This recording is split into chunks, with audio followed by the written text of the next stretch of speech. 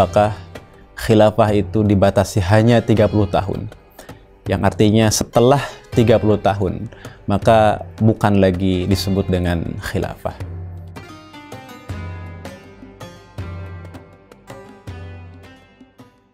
Bismillahirrahmanirrahim.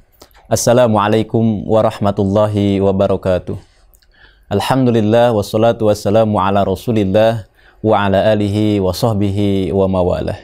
Asyhadu an la ilaha illallah wahdahu la syarikalah wa asyhadu anna Muhammadan abduhu wa rasuluhu alladzi la nabiyya wa la rasula ba'dah.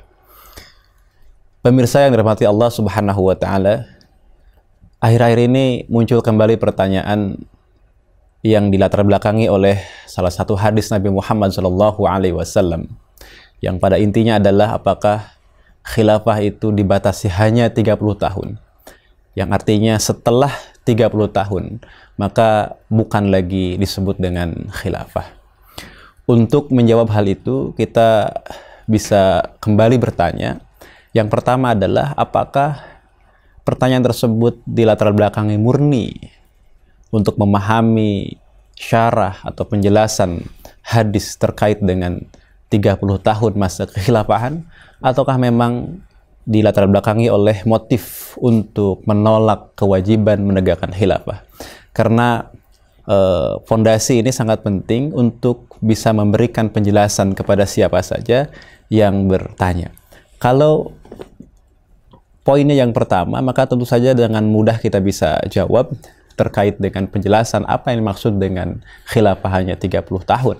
Kemudian kalau motifnya didasari pada motif yang kedua, yakni keinginan untuk menolak kewajiban menegakkan khilafah, maka penjelasan sebaik apapun tentu tidak akan diterima. Hadirin pemirsa yang dirahmati Allah Subhanahu wa taala, salah satu hadis Nabi Muhammad SAW yang menjelaskan terkait dengan periode kekhilafahan hanya 30 tahun adalah hadis riwayat Imam At-Tirmizi dalam sunannya, kemudian Imam Ahmad dalam musnadnya, dan juga Imam An-Nasai dalam Sunan Kubronya, di mana Rasulullah Muhammad SAW bersabda, al-khilafatu fi ummati salasuna sanatan thumma mulkan ba'da dhalik. Hadis ini menegaskan kepada kita semua bahwa khilafah pada umatku itu 30 tahun. Adapun setelahnya adalah mulkan atau kekuasaan atau kerajaan. Kemudian pada hadis yang lain sebenarnya juga ada hadis yang semisal, di mana Rasulullah Muhammad SAW bersabda, al-khilafatu salasuna sanatan thumma yakunu mulkan, bahwa khilafah itu 30 tahun dan setelahnya adalah mulkan. Mulk itu sering dipahami dengan kekuasaan, pemerintahan, kemudian ada juga yang memahami terkait dengan kerajaan.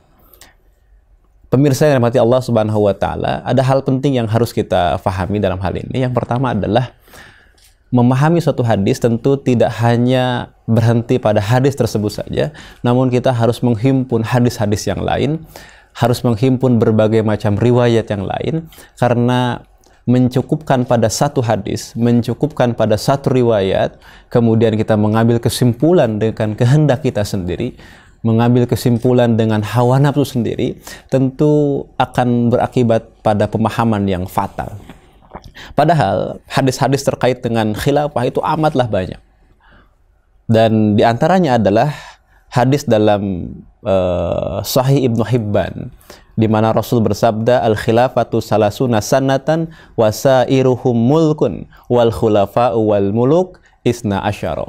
Dan berbagai hadis yang lain yang menyebutkan bahwa periode khilafah itu 30 tahun, adapun selainnya adalah al-mulk, dan kemudian khilafah dan al-mulk itu ada 12 khalifah. Kemudian juga dalam hadis-hadis yang lain menyebutkan bahwa periode khilafah itu ada 12 khalifah. Dan masih banyak hadis-hadis lain, termasuk juga hadis riwayat Imam Ahmad yang akhirnya berbunyi thumma takunu khilafatan ala minhajin nubuwah. Nah, dari semua hadis yang berbicara tentang khilafah tersebut, kita harus pahami secara keseluruhan dengan menggabungkan seluruh riwayat. Kita analisis seluruh riwayatnya, seluruh jalur-jalurnya untuk melakukan jama'ut turuq dan menganalisis kualitas hadisnya. Yang kemudian yang kedua adalah membandingkan matan atau makna yang ada dalam hadis tersebut.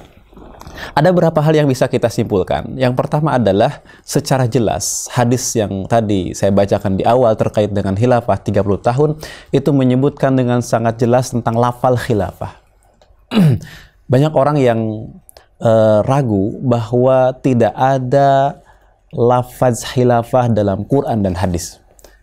Dan hadis ini membuktikan hal yang sebaliknya, bahwa dalam hadis ini dengan sangat jelas menunjukkan satu lafaz yang tidak ada keraguan lagi, ada kata al-khilafah, di mana al-khilafah adalah 30 tahun dalam hadis ini. Ini menunjukkan dan juga membantah sementara pihak bahwa tidak ada lafaz khilafah dalam al-hadis. Yang kedua, bahwa para ulama sepakat periode khilafah Rasyidah itu adalah periode khilafah yang berjalan atas manhaj kenabian. Oleh karena itu, para ulama memasukkan deretan khalifah yang masuk dalam al-khilafah ala minhaji nubuwah itu adalah khalifah yang 4, dari mulai Abu Bakar As-Siddiq, Umar bin Khattab, Utsman bin Affan, Ali bin Abi Thalib, kemudian juga dimasukkan Hasan bin Ali. Bahkan para ulama termasuk misalnya Syekh Nawawi Al-Bantani dan juga dalam kitab yang lain, bahwa Sayyidina Umar bin Abdul Aziz juga termasuk dalam al-khilafah ala minhaji nubuwah. Jadi khilafah ala minhaji nubuwah itu termasuk di dalamnya adalah khalifah yang 4 ditambah Hasan bin Ali ditambah Umar bin Abdul Aziz. Pengakuan para ulama bahwa Umar bin Abdul Aziz adalah bagian dari khilafah ala minhaji nubuwah yang merupakan khilafah yang mengikuti manhaj atau metode kenabian, khilafah yang tertunjuki, itu menunjukkan bahwa berarti periode khilafah itu tidak dibatasi hanya 30 tahun. Karena kalau hanya 30 tahun, itu harusnya berhenti pada Hasan bin Ali. Karena kalau kita total dari mulai Abu Bakar As-Siddiq, kemudian Umar bin Khattab, Utsman bin Affan, Ali bin Abi Thalib ditambah Hasan bin Ali, pas genap 30 tahun. Tetapi ketika para ulama memasukkan Umar bin Abdul Aziz ke dalam deretan khilafah Rasyidah, ini menunjukkan bahwa para ulama mengakui khilafah selain dari yang 30 tahun. Dan ini sudah lebih dari cukup untuk menunjukkan bahwa pembatasan khilafah hanya 30 tahun, sedangkan selain daripada itu bukanlah khilafah, adalah pemahaman yang keliru. Yang ketiga, kalau kita lihat dalam perspektif bahasa, maka dalam lafaz hadis tersebut tidak ada adat qasr atau pembatasan yang menunjukkan bahwa hanya 30 tahun. Jadi penerjemahan dengan mengatakan bahwa khilafah hanya 30 tahun adalah penerjemahan yang tidak tepat, karena tidak ada qarinah atau indikasi yang menunjukkan penghanyaan atau qasr. Kemudian yang keempat, bahwa lafal khilafah itu hanya 30 tahun, dijelaskan oleh hadis yang lain bahwa itu adalah khilafah ala minhaji nubuwah. Jadi bukan khilafah secara mutlak, tapi khilafah yang mengikuti manhaj kenabian. Artinya, ada khilafah setelah 30 tahun, meski bukan khilafah ala minhaji nubuwah.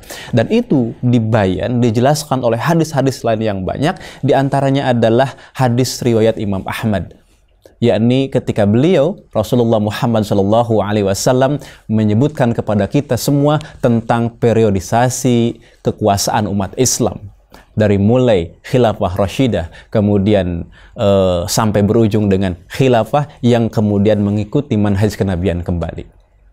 Artinya bahwa setelah khilafah Rasyidah masih ada khilafah yang lain.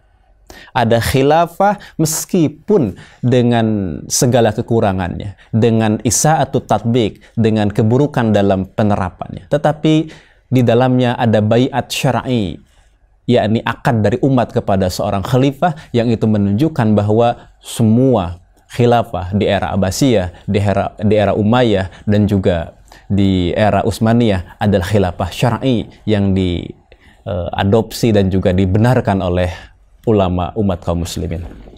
Kemudian yang tak kalah penting adalah bahwa pada hadis riwayat Ahmad, kita ini ada dalam periode, yakni periode mulkan jabriyah, yakni periode yang diktator. Ya, setelah melalui periode khilafah rasyidah atau alamin haji nubuwah, ada khilafah yang tidak rasyidah namun disebut dengan mulkan aldan, kemudian ada mulkan jabriyah, dan nanti akan ada lagi khilafah rasyidah. Nah, hadis itu menjelaskan dengan sangat terang kepada kita bahwa 30 tahun khilafah yang dimaksud oleh Rasulullah dalam hadis Safinah tadi, dari sahabat Safinah, adalah hadis yang menjelaskan khilafah menurut manhaj kenabian. Di 30 tahun itu adalah khilafah manhaj kenabian.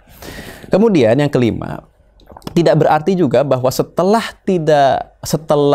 khilafah alamin haji nubuwah itu berarti tidak disebut dengan khilafah. Kenapa? Itu dibuktikan dengan hadirnya khalifah-khalifah yang adil yang diakui oleh ulama umat.